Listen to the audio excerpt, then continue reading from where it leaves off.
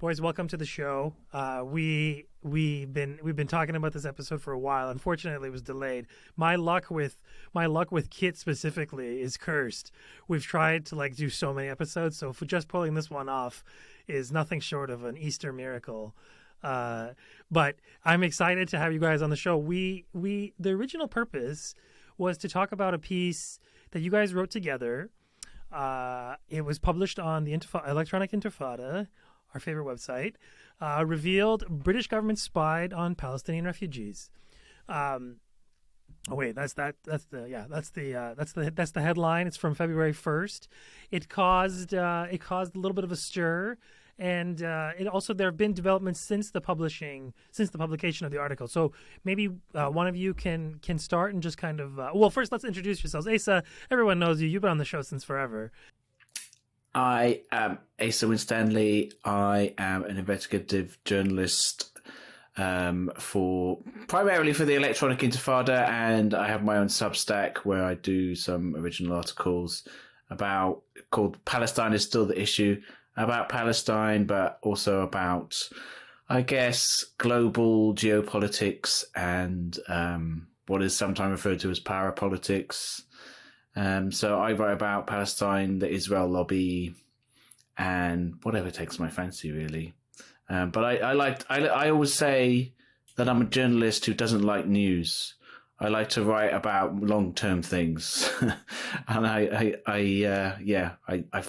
find news too transient. It's true. The news cycle itself is part of the problem of our sick sort of media sphere. But we'll get to that bigger problem. In the meantime, let's start with this story. It's quite the tale. Can one of you summarize what if you probably, of course, you guys wrote the piece, but it's been a while. It's been a few months. But maybe one of you can summarize the key details and what went down and why you guys think it's important enough to write about. Sure. We obtained a large cache of files from an organisation called Adam Smith International, which is essentially a British government intelligence contractor. So really, they're sort of mercenary spies, you could say, in a way.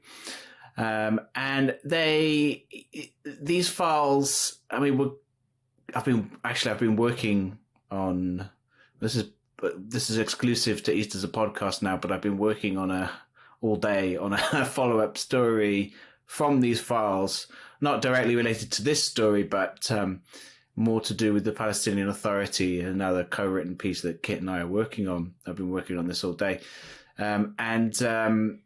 This is basically a large leaked cache of files which contain so many documents from Adam Smith International, and this is an organization which it's kind of a cutout for the British government. It's a contractor for the British government, and they work on things all over the world, wherever the British government has its dirty fingers inserted. There's projects in Sudan, Jordan, all over the place, and so many of these files refer to Palestine or the so-called, occupied Palestinian territories, OPT. There's all these different jargon phrases. And one of the most interesting files that we focused on initially and that triggered this article was a project to essentially spy on Palestinian refugee camps within the West Bank, but also Jordan, Lebanon. And they did so in order to kind of, to protect British government interests, essentially, and to try to figure out what the attitudes of Palestinians in the refugee camps is towards the British government, towards Israel. And, one of the project's stated aims is to monitor, quote, criticism of Western and Israeli foreign policy. And they did this with... The interesting thing about the files is that it actually contained names. And so we were able to find photos of the people primarily involved in this project. And one of the most interesting aspects of the story was that one of them was a Palestinian Dutch citizen. Yeah, I mean, it is really striking in the documents about how, of course they're saying they have all these benign purposes, and actually the ostensible purpose of this project, of really what turned out to be spying on Palestinian refugees, was ostensibly for the purposes of combating Al-Qaeda. That's the irony. And so the British government was choosing a contractor that had actively aided Al-Qaeda in Syria, the Nusra Front, and other Nuruddin al-Zinki as well, which has links to Al-Qaeda, through this so-called Free Syrian Police Force. And these documents date from after that, and that became a minor national scandal in the UK. When it came out in a mainstream BBC television documentary called "Jihadis You Pay For," a bit of a sort of an alarmist title, but nonetheless the reporting was solid, and they obtained Adam Smith international documents, and it showed that they were involved in all this. And partly as a result of that, the Free Syrian Police project was eventually wound up, and but what's quite striking in all these Adam Smith documents is years later, they're still boasting about it, about this Ajax. They're still, because what most of these documents are bids. So they're bidding on these British government contracts and other contracts. I mean, it's all funding from the British government to run it around the world, but it's they're trying to bid about their experience and show why they're the best candidate to get these millions of British pounds, and the two projects that seem to come up the most are the training of the Palestinian Authority, which is what our next article is going to be about, and the Ajax. Ajax comes up time and time again. The it's called the Access to Justice and Community Support, or something like that. So again, it's all benign sounding kind of projects, because they're sort of saying, we're working with moderate opposition forces to provide non-armed community policing in these areas. But what, as Kit explained, what that actually meant was that the armed forces were basically Al-Qaeda, and that these Free Syrian Police were supporting them, and they were actually some of them were even chosen. Some of the so-called Free Syrian Police were chosen by Al-Qaeda. So this same organization is then going on to run the Adam Smith International, which came up with that project in the first place, is then going on to be given these other projects running on behalf of the British government to monitor. So why is a British government contractor who aided, was proven and admitted, even though they claimed it was inadvertently, admitted to aiding Al-Qaeda in Syria, then being given a British government project to ostensibly combat the narratives of Al-Qaeda in the West Bank? Doesn't make any sense, especially because there's no presence of Al-Qaeda in the West Bank, Yeah, I mean, what's new? I mean, it's only shocking if you think that Al-Qaeda's interests and principles and tactics and goals are out of sync with the goals of the British Empire, which they're not. They're very much in sync, and they're very much aligned. So I don't know. I've long considered Al-Qaeda, and it's not even just considered, it's a fact. It is an ally of the West. They share a foreign policy agenda. So it's all of this, like, I'm shocked and appalled to discover terrorism here. I mean, come on. We know who the biggest exporter of terrorism in the world is. It's the Europeans, and it's the British Empire specifically, and I guess now American Empire. But I don't know, as I always say on the show, those are two related entities. It's uncle and nephew. But so I guess at the outset, I would say what's interesting about this story, I mean, yeah, like it's one of many, obviously, like it's one of many infinite chapters of this, like, I mean, sorry to be corny here, but this kind of imperialist text of knowing the East and getting to know the East, but also using the East as a place to create work for people and that work resulting in a kind of knowledge economy, right? And so you you print all this money, and then a lot of it goes to weapons of war and, bribing your allies and your compradors, and then a chunk of it is also left over for information, not just information gathering, but dissemination. And so, like, this story that you guys have put together seems to me that, yeah, this is just another example of, this is the East, how the East is a career for people.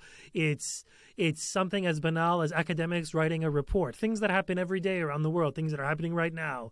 But it's the nature of it, it's the goal, and it's the larger nexus in which it takes place in that seems to be so interesting. And I guess at the outset, I would say it's the British government who's pushing for this, and Adam Smith International. Maybe you can sort of explain more about the nature of this, of this project, and because it seems to me that, like, at least on its surface, what its biggest investment in is the minds of Palestinians, right? Like, this is an object of concern for imperialists, is what ideas are running through your minds. And so this is where academia comes in, because this is the purported ground of academia, is to, like, peer into people's minds and create reports and whatever, and create these kind of maps. I mean, whatever, not ostensibly, but in the idea, at least, in sort of retaining meaning, right? And so this story is interesting. Can you get into a little bit of the details? Like, what would be the purpose of funding this if you're, like, a bloodthirsty British imperialist? Yeah, I mean, you've brought up a lot of things there, which I think really go to the core of this story, and why, to me, I found it such a fascinating story. It is that, like, so the people who were working on this for Adam Smith International and another organization which worked together in a consortium, they were, relatively young, sort of academics and so-called experts of extremism.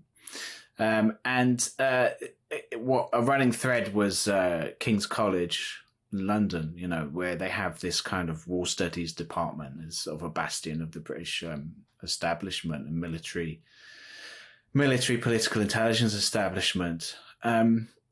It's quite fascinating, because one of the things, I mean, why we were able to say spying as an accurate description and not any kind of hyperbole was because they explicitly said it in the documents. They didn't use the word spying, but they did say that, they wanted to obtain information from the Palestinian refugee camps. And it's like you said, they wanted to know the minds of Palestinians in the refugee camps in order to, and the stated aims of the project, that the British government's project that funded this whole thing was to monitor criticism of Western and Israeli foreign policy. And so they know that because of the British government's history of imperialism, specifically the British government's history of occupation of Palestine and its current role as a sort of junior partner to US empire, would mean and does mean that Palestinians, and especially Palestinians in refugee camps, are inherently going to be suspicious of British government involvement or British government research on them, even if it is for the ostensible purposes of combating Al-Qaeda, of which, there is no popular support among Palestinians to speak of. There's some individual Palestinians who have joined Al-Qaeda and ISIS. There's way more support for Al-Qaeda in England than there is in Palestine. Way more. I think that's absolutely true. Yeah. Logistical, ideological, it's all way more compared to Palestine. Yeah, I think that's definitely true. And, in the documents, they say that they have, these. It's all this kind of professional complex of documents showing why, they're the best organization to run this and get all this money. And, it has all this kind of, it's almost NGO jargon. There's a lot of talk of capacity building and all this kind of nonsense. But one of the documents that was most interesting was a risk matrix, a risk management document, where they're talking about the risks to the project. And one of the risks, which is initially conceived to be as a major risk, but although they said it could have been mitigated, was that, quote, local communities will become suspicious of the project and view it as pushing a hidden foreign agenda, unquote. Another one. Gee, I wonder why. Yeah. I wonder what gave them that impression. And a second one was, quote, authorities inside refugee camps, brackets, popular committees, obstruct and hamper program implementation, unquote. And that was a severe risk. So, you know, and that's accurate. You know, of course, they're not going to cooperate with a British government project. So another thing in that risk matrix, what they stated was, well, because of all this, they're not going to cooperate with the British government projects. It's important to essentially hide the funding sources of this project and just say it's for a, quote, academic purpose. Like they might be more okay with, you know, just British academics coming to interview them about, you know, an academic project about this, and they explicitly stated in the document that we have to hide the funding sources for this when we're talking to the Palestinians. Okay, so the other thing in all this is that you have this. One of the things that's like comes out from all this is how incredibly banal all this stuff is, like the way they write, like how they like how, and you remember that like 20-year-olds are writing these things, that the game here is such like a, I don't want to say amateurish because there's a lot of money that's washed through these programs, but like we're talking a handful of people writing some Word documents, and getting money for it. Right. I mean, that's the extent of this in a sense. However, I mean, what makes it interesting is that this is like one like Polaroid shot, like one snapshot of the immense ideological informational machine of not just British imperialism, but kind of Western hegemony as a whole, and how it's unfolded through this kind of knowledge gathering, but also this like fetishization of knowledge, and like this fetishization of like the knowledge worker that we say now, but you know, you would say scholar in years past, right? And I mean, and this is why Orientalism, the critique, the book, is such an interesting text, because it shows how the search, like sort of knowledge and power are intertwined. But this shit that you guys mapped out here is so fucking banal. These people write like babies. They have baby brains. Like there's so little substance to this stuff. Like this report, had it not been written, wouldn't change anything.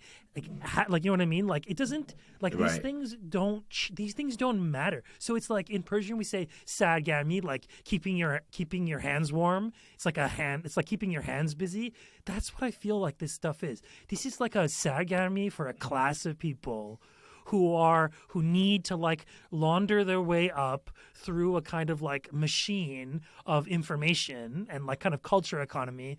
And some of it's kind of overlapped with academia, some of it's separate from academia, some of it's in that kind of vague NGO world, but they're all kind of a Venn diagram of normies who all work together, who are just always producing every fucking day. There's a new report, new this. But where does it all go? Like, what does it do? It doesn't change anything. It doesn't change the reality that Israel is facing its biggest economic, political, like geopolitical crisis it's ever faced, and it gets worse every day. It doesn't change the fact that Palestinians have never achieved such a deterrence before. And like, so I don't know. This is like an ongoing thing in my brain of what's the point of all of our talk? Like, what's the point of this? What's the point of you and what's the point of the three of us even being here? Like, what are we? Like, I'm leaving. I'm tired of this. Like, what's the point? Like, this makes no difference. And you realize, oh no, this is like educational for me and like for everyone who listens to this, and that's why you do it. And like, you know, because there's such like nobody writes about this. There's just us freaks. Like, there's just you know, like who's interested in this stuff. Everybody else is like busy, you know.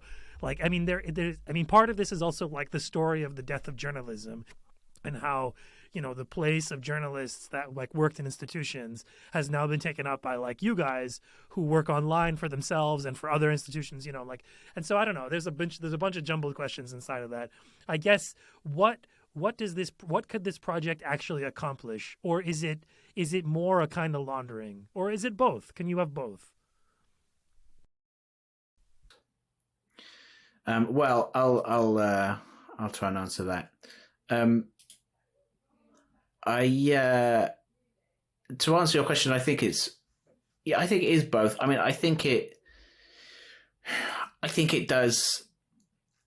I mean, look, this was a very well funded project. You know, this was, you know, I mean, compared to some others, maybe not that much, but there was, you know, Charlie Windsor, one of the four main researchers working on this project in the Palestinian refugee camps. You know, he's this ostensible, you know, I'm sure he does have expertise, but he's this ostensible expert in ISIS extremism. He was supposed to be paid around $30,000, the equivalent of 30,000 American dollars, for his work on this project. You know, not that much in the grand scheme of things, but it was only for about a month's work. So, you know, that is, I mean, to me, that's definitely a lot of money. And the others he was to receive the most. The others received less than that, but still, you know, a very substantially paid role. For really kind of minimal work. The contractor who we did manage to get in contact with for the purposes of the story, and who did give us some comments, you know, she kind of distanced herself from it, and she was the Palestinian one, Sama Batrawi. You know, she claimed that her role in the documents was to actually find local sources in Palestinian refugee camps, locals who could carry out these interviews or focus groups within the Palestinian refugee camps. And she claims that she was unable to do that, you know. So, you know, I mean, we weren't able to confirm that this project actually went ahead. You know, all we had were bid documents, that these were documents that the documents showed that Adam Smith International bid for the British government project to contract to carry out this project. But until we talked to Sama Trawi, we couldn't say 100% that it went ahead, you know, because there was no real information about it online that we could find, or very, very minimal. But, you know, she did confirm in emails to us that the project did happen, and that she was involved in it in the initial stages. So, yeah, you're right. I mean, again, in these, you're right in the sense that, yes, this is a kind of jobs creation industry for low-level British imperialists. You know, it absolutely is that. You see that time and again in these ASI documents. You know, there is vast sums of cash just swilling around, and there's a sense of like the British state, and US imperialism by extension, and the British deep state basically throwing cash on anything that will get any kind of results. So, you know, whether this would have made any difference, it's hard to say, but it depends what we imagine that the real purposes of the project were. That's a good point. I mean, let's talk a little bit about her, because the story, since you guys published the story, she was online, and it's sort of the typical thing in a story like this. A person would react online, typically through Twitter, which is kind of like where our class of people typically hang out, with exceptions, but whatever. She didn't respond immediately, but she did wait a little bit. Can we talk about that? Because that was also that's also a kind of funny thing about our moments, is where we have this confluence of different forces, social, political forces that come together around, we say things like, oh, you should listen to Palestinians. Like, well, that sounds good on paper, but, you know, like when you're talking about, like, say, issues like this, say, for instance, here we are talking about an issue that has to do with Palestine, and there's no Palestinian person in this episode. Right, like you could throw that level of critique.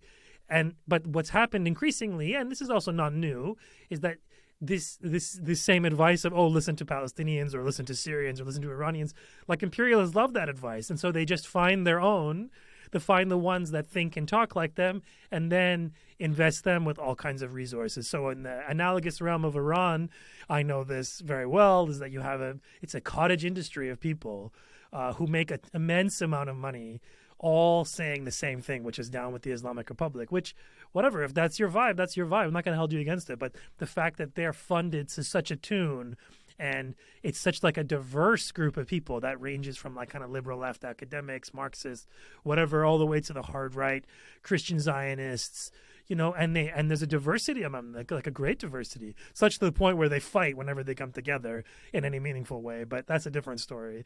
But like ultimately, the material underpinning of all this is about money, and it is about using comprador voices to do the work of imperialism.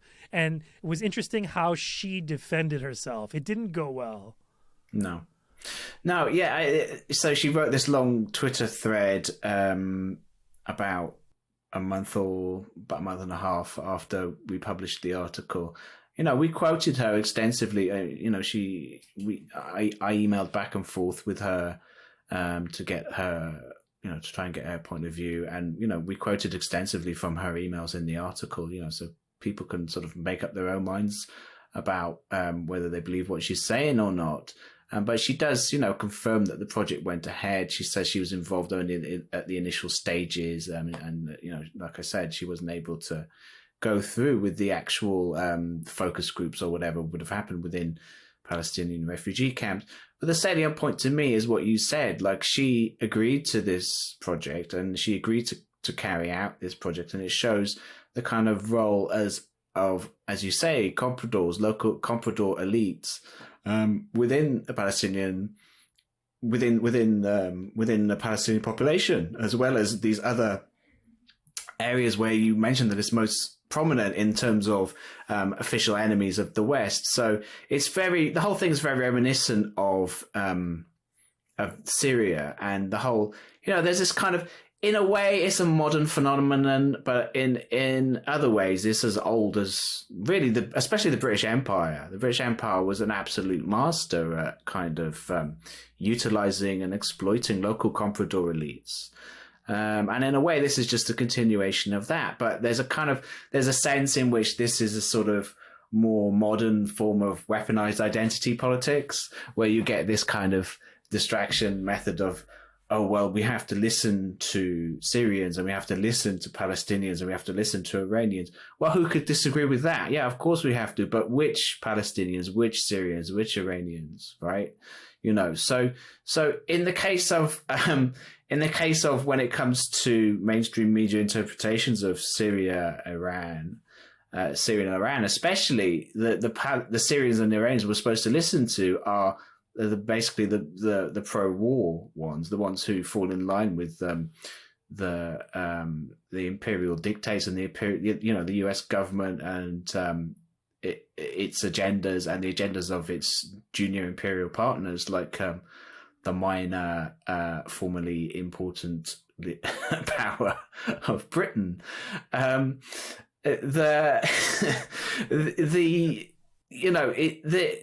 So, Britain is carrying out a traditional role here in a lot of ways. And one of the things, I mean, it was really interesting. Her thread was interesting. There was a lot of kind of posturing. There was a lot of kind of identity politics saying like, oh, I received abuse online from misogynistic men because of their article and all this kind of stuff. And, with no evidence, by the way, but it's all this kind of distraction tactics, and she didn't really say much of substance in that tweet response. She just sort of said, I saw quite a good reply. I mean, like you said, the thread didn't go over well at all. Like, if you check the replies of it, there's a lot of very critical responses, and one of them was something along the lines of, it was a TLDR, like too long didn't read summary of her thread, sort of saying like, I didn't do it, but I did do it, but it was the Russians who did it. So, something like that. Because she was saying, she was claiming that our documents were obtained from, a Russian hack. Well, we haven't talked about our sources. We just said they're leaked documents, And so we're not, it's this kind of usual kind of distraction techniques, and you see the people involved with her. It's very illuminating. The first person to retweet her, I think, was Oz Chatterjee, who I'm sure is a well, I know is a recurring presence on this podcast in terms of talking about him. Do I talk about him that much? I think I bring him up just to make fun of him. I don't remember bringing him up that much. Yes, one of the scum, one of the most infamous scum online. Yeah, him. He blocked me long ago. His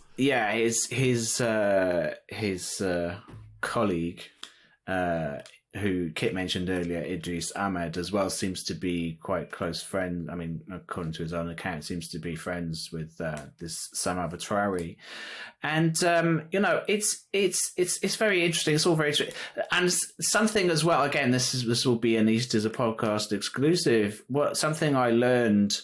And I didn't know when we published the article, but something I learned and was tipped off about after we published the article was that she is, her father Mohammed Batrawi is, or was, the personal doctor of Mahmoud Abbas, the unelected leader of the Palestinian Authority. So, in a sense, even just on humanitarian grounds, anybody, even Mohammed, even a disreputable character like Mahmoud Abbas, deserves to have a doctor. And, I suppose we can't really hold her father's actions against her. But it does show this kind of... I just found it interesting in terms of the class forces at play here, that this is... these people are all part of the kind of Comprador elite, which forms really the core of the Palestinian Authority. It's unusual in the sense that it's not actually a state. It's sort of ostensibly a state in waiting, at least as it kind of tries to present itself to the Palestinian population living under occupation. But it's it was a very interesting, if you see those, to learn those kind of connections, because there was in Arabic language media a few years ago, there was a sort of scandal which came out about her father, because he retired. He was the personal doctor of Mahmoud Abbas, and he retired on a very generous pension of I forget their figures now, but I believe it was around $10,000 a month, which is that's a lot of money, regardless, to me anyway. But I would expect in terms of West Bank salary levels, that is absolutely astronomical. So and she has a Substack where she talks about her experience when she lived under occupation during the second Palestinian Intifada, and she does make reference to her father, but she just sort of says he's the Palestinian doctor. So, these kind of connections are interesting, and they show the kind of elites that these security contractors really get in touch with, because there's very few people who'd be willing or would agree to kind of essentially spy on their own people for in the interest of a foreign, hostile foreign imperialist power like Britain. But there is enough of them. This is like the story of the Oslo generation too, right? Like this is this person, Samar Batrawi, and countless others. They and a certain class of people, they participate. They're a product of this post-Oslo era, where a small but powerful class of Palestinian elites enjoy a kind of bifurcated life, living between Palestine and the West. And I've seen it a ton, and whatever. I'm not gonna slight her just simply for having a Western papers. However, it does, as you said, it does suggest, when you put together the pieces of all of this, it suggests that there's a class of people, and this is a fact, who are who are helping the Palestinian Authority hold on to its rule. And an authority, a rule created by Oslo, created by imperialists to help slow down Palestinian resistance and to help block it. And we know what that role plays in terms of, the resistance, and how little the Palestinian Authority means to the liberation of Palestine. And if anything, it's been it's a loyal roadblock. in fact, to liberation, insofar as it, the murder of Nizar Banat. I mean, that's... Well, I would disagree. I would disagree in the sense of it plays a very significant role against the liberation of Palestine, because it's Israel's most important contractor. The Palestinian Authority is really Zionism's dream. For decades, really, for the better part of a century, Israel, and before that, the Zionist project, before Israel existed, the main thing it wanted to do was to recruit local Palestinian collaborators, and it tried all kinds of things. It tried to recruit Palestinian Christians, on sectarian grounds. That very largely failed. And it tried to pit Palestinian Muslims and Christians against each other. For the most part, that failed. In the 1970s, was it the 1970s or the 1980s? They tried to start the village leagues in the West Bank, before the era of Oslo, and they recruited these kind of local collaborators to act against pro-resistance Palestinians. And Israel has had all kinds of projects to recruit a Palestinian adjunct to its settler colonial project. For the most part, these have failed. Of course, there has been, individual collaborators, and there is a very significant, especially in the West Bank, there is a very significant network of informants. I was listening to your episode with Sari Makdisi recently, and which was really great. And he was talking about, how Israeli intelligence has in the West Bank this important network of collaborators and informants who make armed resistance much harder in the West Bank than in Gaza. But, as we've seen, armed resistance in the West Bank over the last couple of years has really skyrocketed. So, it does seem that network of collaborators is on the wane, perhaps. Nonetheless, it still exists. And I think the difference with the Palestinian Authority is that it represented Israel and Zionism's dream in the sense that it's not only were they able to neutralize the PLO by, diverting it away from armed struggle and diverting it away and kind of diverting itself out of existence. The PLO technically exists, but it's really a paper organization now. They normalized it. Isn't that funny? Yeah, it's funny. They did. They normalized it. But they recruited the PLO's leadership, certainly, into the Palestinian Authority, which is a subcontractor of Israeli occupation. It's the Palestinian, I think Joseph Massad has described it really accurately, I would say, as the Palestinian auxiliary to Israeli occupation. And it's more effective in a lot of ways than Israeli, because they're able to do things like, if you remember when was it? 2000, around 2006, I think it was, when the Israelis arrested the leader of the PFLP, Ahmed Sadat. They did it really with the connivance of the Palestinian Authority, because he was being held in jail by the Palestinian Authority. Marwan Barghouti, too, famous hostage being held on behalf of the Palestinian Authority by the Zionists. There's a lot of examples of it, and of course they're able to play this kind of mediating role where they say, "Oh no, it's better than being killed," and all this kind of thing, and and they can, and we saw last year as well in Nablus, where the Palestinian Authority was arresting members of armed resistance in Nablus, because the people associated with Lion's Den but they tended to focus on the Hamas members, or the people who had some kind of affiliations or affinity with Hamas, because then they could do it on a politically sectarian basis, So they have local intelligence that the Israelis don't necessarily have. So the Palestinian Authority is really a very efficient auxiliary for the Israeli occupation. But I think the problem that it faces is that it's a mass of contradictions, and it's constantly, it has a sort of Damocles hanging over its head because it's constantly in danger of collapse. Pushed too far to collaborate too far, it will collapse. And this is really the contradiction at the heart of the Palestinian Authority, and we've seen that play out time and time again.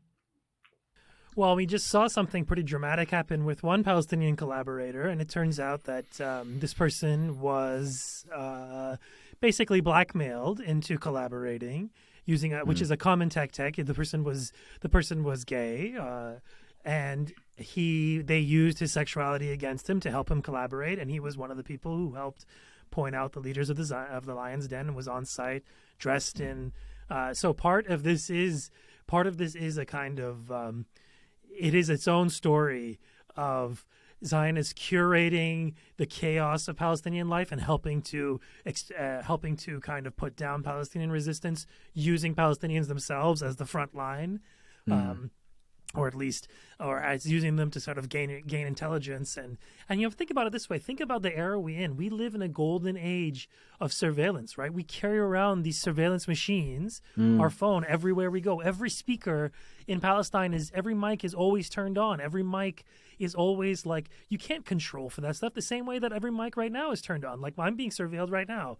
It's just being done mostly in the name. I mean, who knows who's surveilling this right now, but it's mostly done in the name. I imagine it's done by AI, and it's also done by people in the service of these ad agencies who run these apps on your phone, right? And so, why couldn't you plug in that system into an even more important system, which is state security? So, of course, the Zionists have every tool under their control in terms of collecting information and surrounding themselves with as much information. I mean, what's crazy about this project, that this, to go back to the original subject of our interview, is that even with all of that, they still need these projects, or they still put these projects on, even though we have these little machines, these phones that we confess our every thought into, that we talk to every person about who knows our most intimate details of our lives.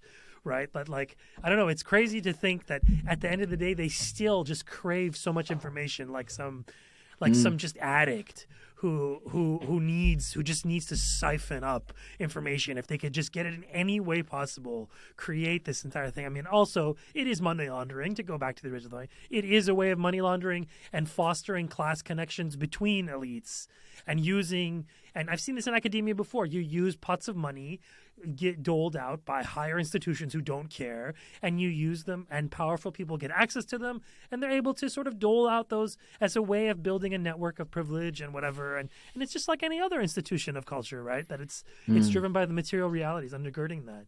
So yeah, I mean, this story is interesting, but it's also what's new? What's new for this insane project of colonization in Palestine, which is going on 100 years, but even going on much older than that. And it's nuts. I mean, I guess that sort of, I mean, we're heading up into an hour. It's too bad we lost Kit, because we wanted to talk about this culture of CVE, because that is a British thing that people I don't think have, people at least in this sort of American Canadian world that I inhabit. That's not something. Maybe you could talk a little bit about CVE, because that's the sort of background context of all this, and war studies is part of all of it.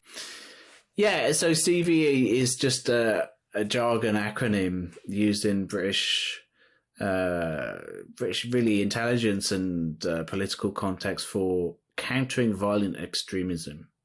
So and I didn't realize till recently, but it has been used by the US too. It is used by US military political intelligence circles as well.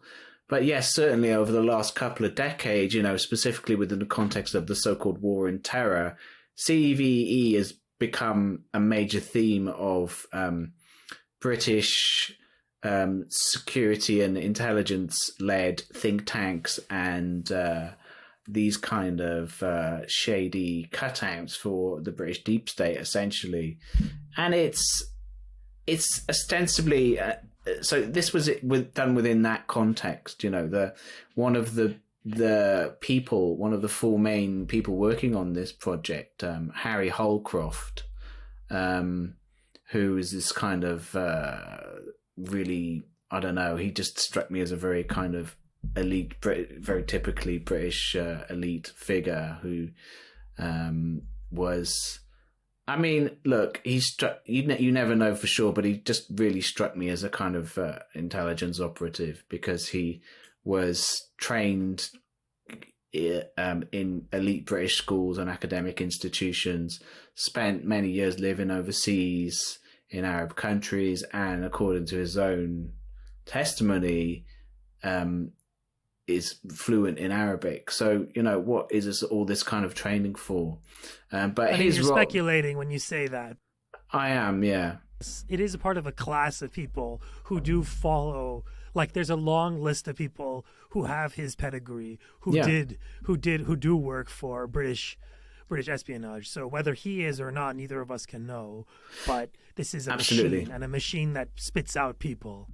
Yeah. So his role on the project was the so-called CVE expert. So he's CVE intervention expert, the chart said. So that role is quite, that extra word, intervention, tells you something. So what is the intervention?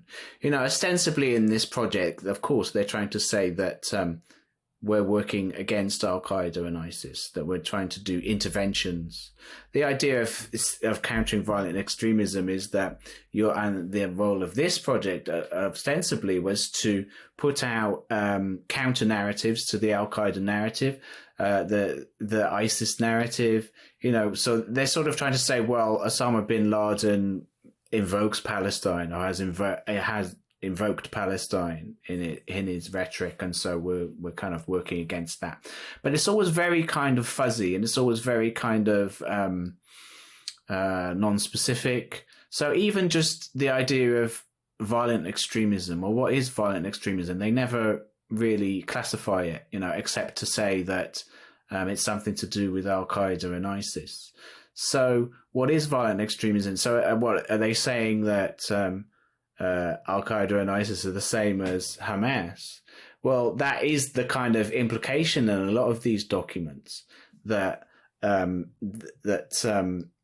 sort of transnational Wahhabist jihadism of Al-Qaeda and ISIS is one of a kind with Hamas, which is in fact essentially a national liberation movement with Islamic characteristics, in fact, and which is actually not only theoretically opposed to Al-Qaeda and ISIS, but has actually fought wars.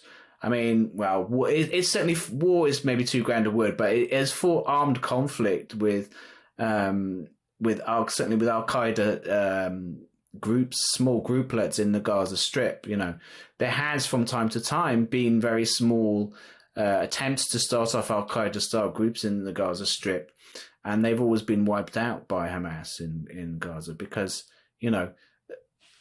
ISIS and Al-Qaeda, kind of their ideology is this transnational jihadism, which views participation in elections, that Hamas does, for example, as a kind of religious heresy, because they have this ideology of the international caliphate and so forth. So these kind of it's.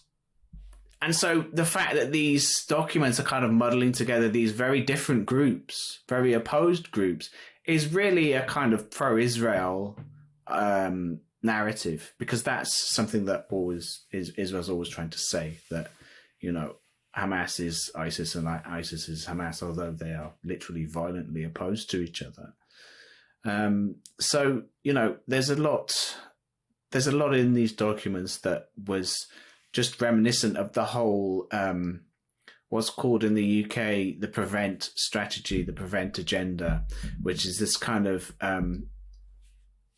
really kind of Islamophobic British government policy, which has really been in operation for the last couple of decades. And it goes back to the Tony Blair era, or possibly even before then, which is kind of really criminalizing whole communities, Muslim communities, in the name of fighting the so-called war on terror, and doing so within the British context. So, we've seen in the past, under the auspices of Prevent, we've seen in the past all kinds of things being hoovered up under this rubric of so-called violent extremism, and they have this idea of the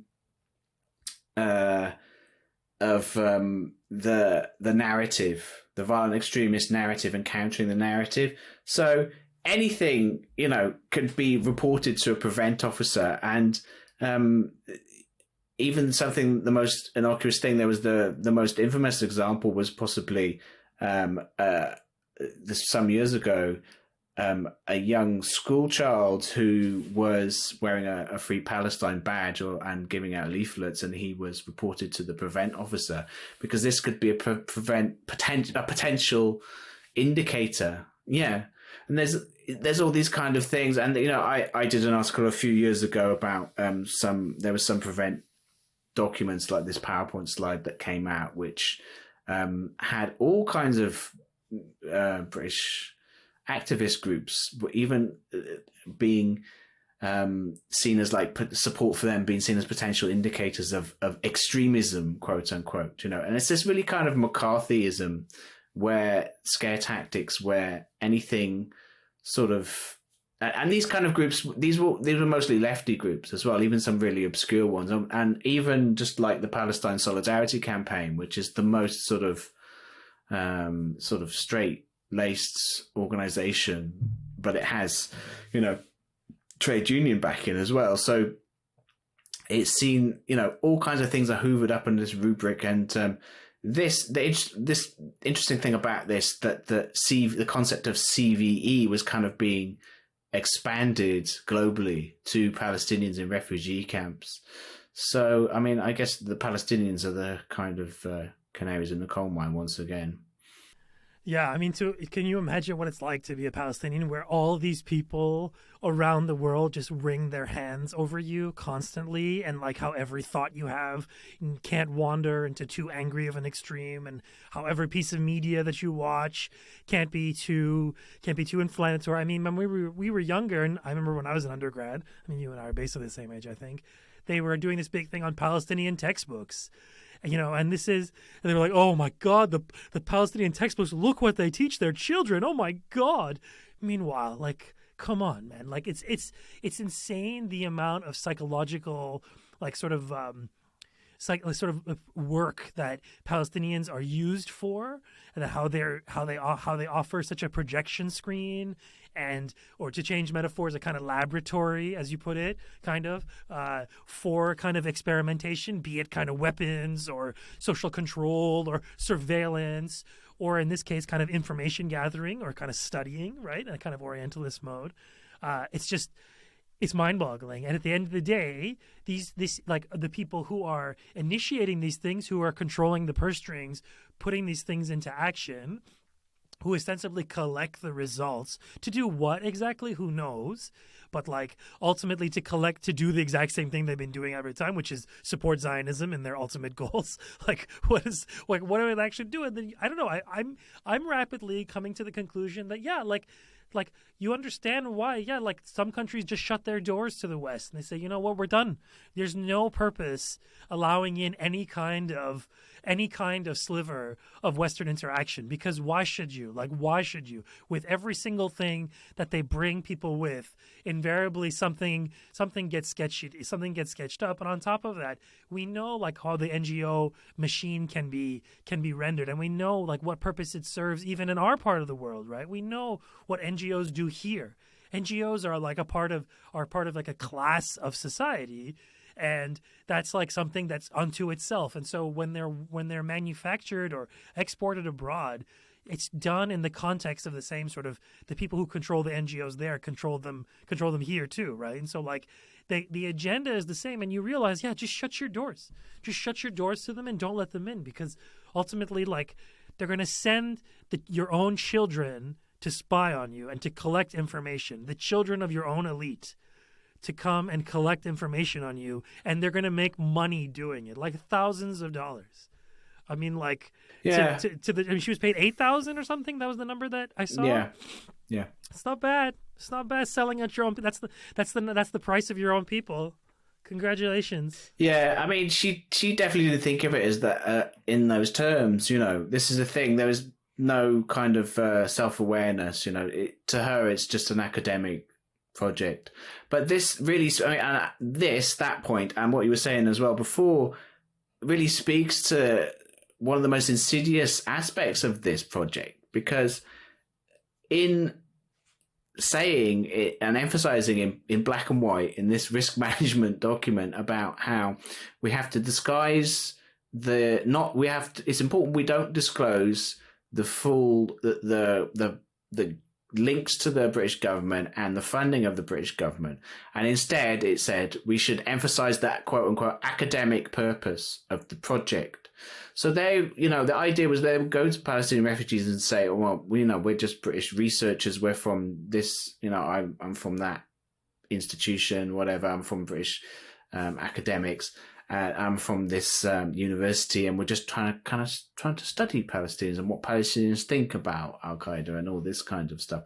And the really insidious part of that is that it means that when these things are exposed, as it has been in this case, and this did get a fair amount of coverage actually in Arabic language media, it means that Palestinians already suspicious, as you said, of international NGOs because they've been coming for decades and basically doing nothing.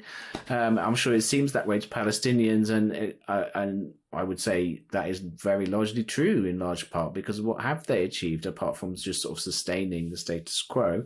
It means that when they see hard evidence like this, that some at least of these academics, quote unquote, are actually essentially spies for the British government, working removed by degrees of separation through this cutout Adam Smith International. But nonetheless, they are being paid by the British government to gather information on Palestinian refugees for their own purposes. For what ends, we don't really know.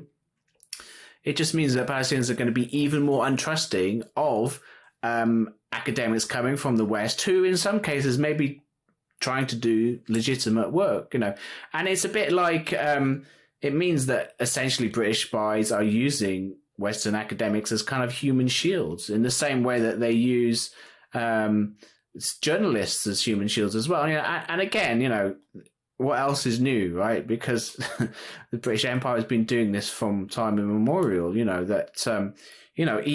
like, Ian Fleming was, when, the author of James Bond notoriously did work for MI5 while he was a journalist, and there is a long tradition of British journalists working as spies, basically, and they don't see any contradiction between those roles. If you're already serving George Orwell, baby. Yeah, if you're already serving the interests of elite power and the deep state and empire, then why not cut out the middleman? I suppose get your money anyway. I mean, I suppose that's the way they see it. But there's already a unity of interests. But there it is. Asa, it's been over an hour. I'm going to let you go. I'm sorry for all the chaos of this recording. Too bad we lost Kit. I'm going to have Kit on. Yeah, it's a shame. Yeah, he could have talked a lot. But I'll have him on. I'm sure you could have your own episode with him, and you'll say a lot of interesting stuff. And yeah. What are you working on these days? What's coming down the pipeline? Yes, well, so as I mentioned earlier, me and Kit are working on our next piece based on these Adam Smith International files, and it's going to focus on the role of the Palestinian Authority and what Adam Smith International has been doing to train Palestinian Authority forces, and how deeply embedded, really, the British deep state is in the Palestinian Authority. It's going to be a really fascinating piece, I think. So I'm working on that at the moment. It should, it's fairly early stages in terms of the writing, but at least I'm down to the writing now. And Kit has already done some writing on it too, so hopefully we'll be out before too long. So that will be up at the Electronic Intifada, where a lot of my work comes out. I have my own Substack, asawinstanley.substack.com. I write original articles there too, and supported by my readers, which is always good when people can pay to support me as they do and should your show, because it's an excellent show. Thank you. Thank you, Asa, for your support. Yeah, long time patron, and worth every penny. So, and also as well, I have my book coming out soon, which I hope to come on again soon and talk about that specifically. It's called Weaponising Anti-Semitism: How the Israel Lobby Brought Down Jeremy Corbyn. So that will be out soon. You can pre-order it now from allbooks.com. Or you can listen to our episode, or you should do both. In fact, you should listen to both, because we talked a little bit about this. We did a whole episode. What am I saying? Yeah. It's quite something, quite the story, that guy's story. Thank you again, Asa. Thank you so much. And looking forward to our next episode.